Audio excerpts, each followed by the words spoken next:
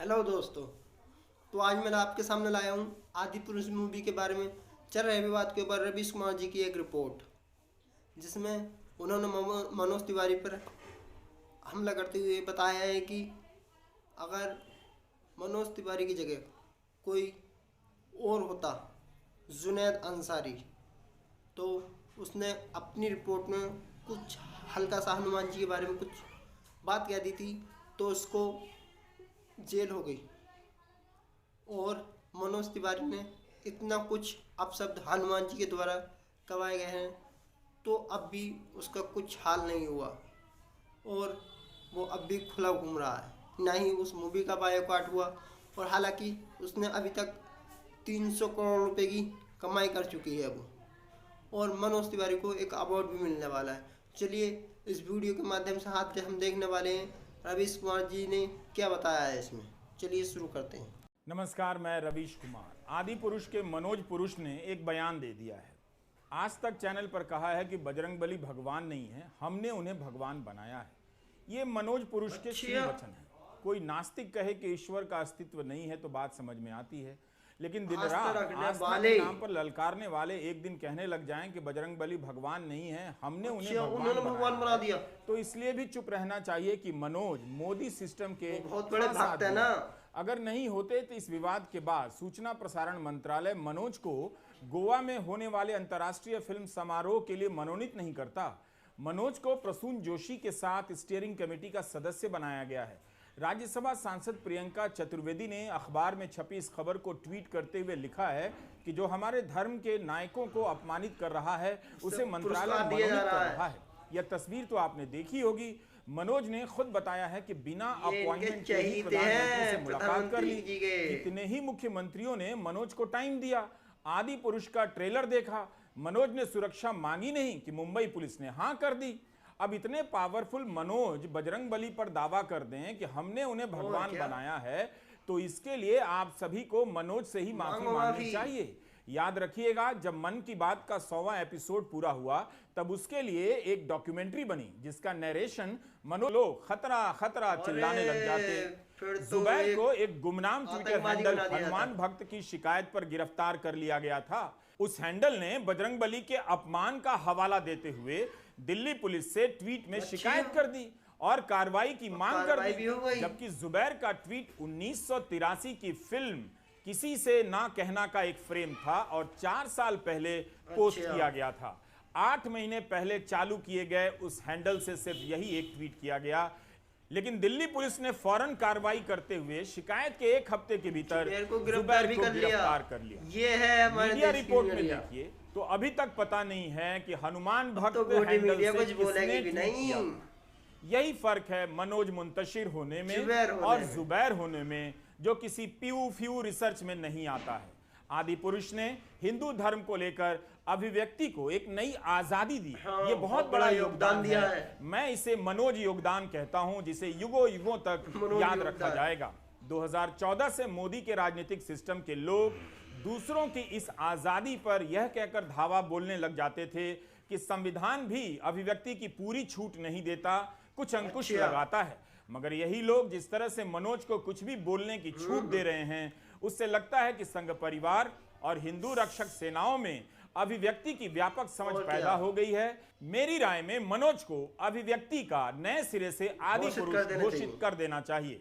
मनोज मुंतशिर ने कहा है कि बजरंगबली भगवान नहीं है, हमने उन्हें बनाया है। ये तो उनके देंगे। उनकी इस अभिव्यक्ति की आजादी की रक्षा होनी चाहिए और मुंबई पुलिस ने सुरक्षा प्रदान कर शानदार काम प्रदान कर दी। दिल्ली पुलिस की तरह जुबैर को गिरफ्तार नहीं।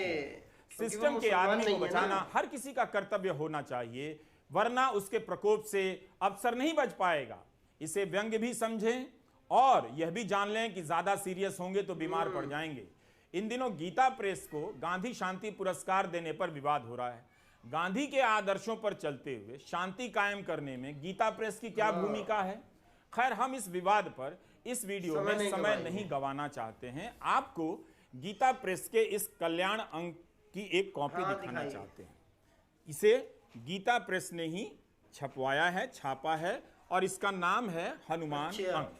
तो गीता प्रेस द्वारा प्रकाशित इस हनुमान अंक के बारे में मनोज मुंतशिर को बताना चाहता हूं। यह अंक मेरे पास कई वर्षों से है। इसके पेज नंबर 24 पर लिखा है कि लक्ष्मण, देखो यह व्यक्ति ब्रह्मचारी के वेश में कैसा सुंदर भाषण करता है।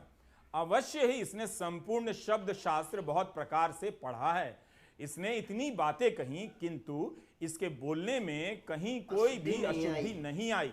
फिर अगले पैराग्राफ में है, वाल्मीकि रामायण में तो श्री राम ने यहां तक कहा है कि इसने अवश्य ही सब वेदों का अभ्यास किया है, नहीं तो यह इस प्रकार का भाषण कैसे कर सकता है।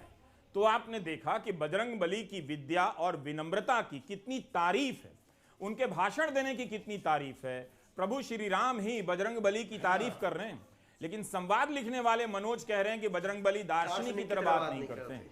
समाचार एजेंसी ANI से मनोज ने कहा कि मैं ब्रह्मा नहीं हूं कि मैंने कलम उठाई, लेखनी से जो लिख दिया वही विधि हो गई।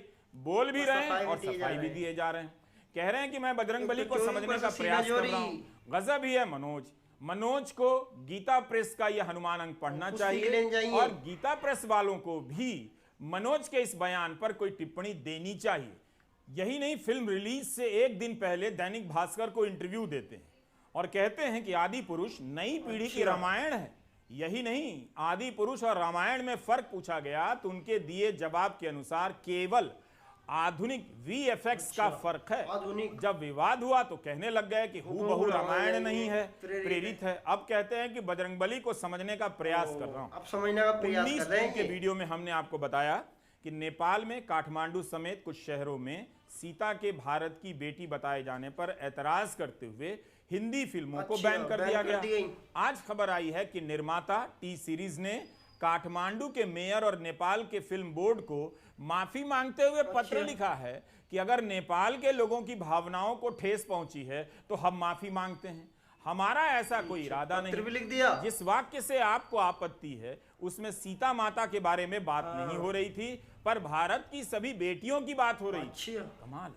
साथ ही हम कहना चाहते हैं कि भारतीय होने के नाते हमारे लिए दुनिया में सभी स्त्रियों का सम्मान सर्वोपरि है। ये और कमाल है। ये क्या फिल्म बनाकर लाए हैं, संवाद बदल रहे हैं तो कभी माफी मांग रहे हैं, वो भी दूसरे देश से। कम भाजपा और IT सेल के लोगों को खुलकर मनोज की अभिव्यक्ति की इस आजादी की रक्षा करनी चाहिए, देना चाहिए। नेपाल से माफी मांगने के बाद अब वैसे बच भी क्या जाता है। 2014 के बाद ऐसे कई किरदार टीवी चैनलों के जरिए खड़े किए गए। अगर आप यह सोचते हैं कि मैं ऐसे व्यक्ति पर विश्लेषण क्यों कर रहा हूं, तो आपकी बात पूरी तरह से गलत नहीं मगर अधूरी है। होता क्या है कि ये लोग टीवी के जरिए दिन रात अनाप शनाप फैलाते रहते हैं, दूसरे धर्म के लोगों को ललकारते रहते हैं। अपने धर्म के नाम पर आदि पुरुष के विवाद ने यह दिखा दिया कि इनका अपने धर्म के प्रति कितना आदर है और ज्ञान है, आपने देख लिया। इसलिए ऐसे लोगों पर कभी कभी बात जरूरी है। वैसे हमने बहुत मेहनत से लू पर एक रिपोर्ट बनाई है, वो भी जरूर देखिएगा। बैन करो, बैन करो, बैन करो। बैन होगी। मनोज को खतरा किससे है? क्या उन हिंदू रक्षक दलों से है जिनसे दूसरों को हमेशा खतरा रहता है, जिनके लिए कभी मनोज या वे मनोज के लिए खड़े हो जाते हैं? या मनोज को साफ करना चाहिए कि उन्हें जान का खतरा किस हिंदू संगठन से है। ठीक है कि इन संगठनों ने फिल्म का विरोध किया, मगर यह विरोध प्रतीकात्मक और अहिंसक ही रहा। इसकी तारीफ की जानी चाहिए ताकि इन संगठनों को आगे से याद रहे कि कभी ऐसा हो, ऐसा वक्त आए तो वे हिंसक ना रहें और इसी तरह का प्रदर्शन करें जो देखने में भी अच्छा लगता है। आदि पुरुष के सीन और संवाद और मनोज के आलतू फालतू बयान को लेकर विवाद हुए हैं, बहस भी हुई है, जरूर छिटपुट विरोध प्रदर्शन भी हुए हैं, छोटे मोटे मगर मनोज ने जान के खतरे को बढ़ा चढ़ाकर पेश कर दिया। इस बीच आदि पुरुष ने दुनिया भर में 340 करोड़ की कमाई कर ली है। एक घटिया फिल्म इतनी कमाई कर सकती है, ये वाकई शानदार कमाई कर दी। भीड़ अच्छी फिल्म थी मगर लोग देखने नहीं गए। आदि पुरुष ने 340 करोड़ कमा लिए, तब तो मनोज या ओम राउत को चिंता करने की जरूरत नहीं, पैसे तो आ ही गए। अब रही बात धर्म और देवी देवताओं को समझने की, तो समझते भी रहेंगे, है कि नहीं। 340 करोड़ कमाने वाली इस फिल्म के लिए मामूली चिंता की खबर सोमवार को आई। इसे मामूली ही कहिए क्योंकि सोमवार को इसकी कमाई गिरकर 20 करोड़ रह गई। वैसे आप धर्म के नाम पर घटिया फिल्म बनाकर एक दिन में 20 करोड़ कमा सकते हैं, ये वाकई चमत्कार है और हाउसिंग सोसाइटी के अंकिलों को इसका श्रेय जाता है। उन्होंने देश के मानस को इस लेवल पर लाने में बहुत मेहनत की है उन्हें भी कॉपीराइट का कुछ पैसा मिलना चाहिए। फिल्मों के कारोबार पर लिखने वाले तरण आदर्श ने कहा है कि सोमवार को यह फिल्म क्रैश कर गई। तरण ने एक पोस्टर भी ट्वीट कर दिया जिस पर क्रैश लिखा। हिंदुस्तान टाइम्स के इस रिपोर्ट के अनुसार शुक्रवार को फिल्म ने 86 करोड़, शनिवार को 65 करोड़, रविवार को 69 करोड़ कमाए। भारत में इसने 200 करोड़ की कमाई कर ली है और दुनिया भर में 340 करोड़ रुपए कमा लिए हैं। ये आंकड़े कितने सही हैं कितने गलत हैं हम पुष्टि नहीं कर सकते। फिल्म की लागत 500 करोड़ बताई जाती है।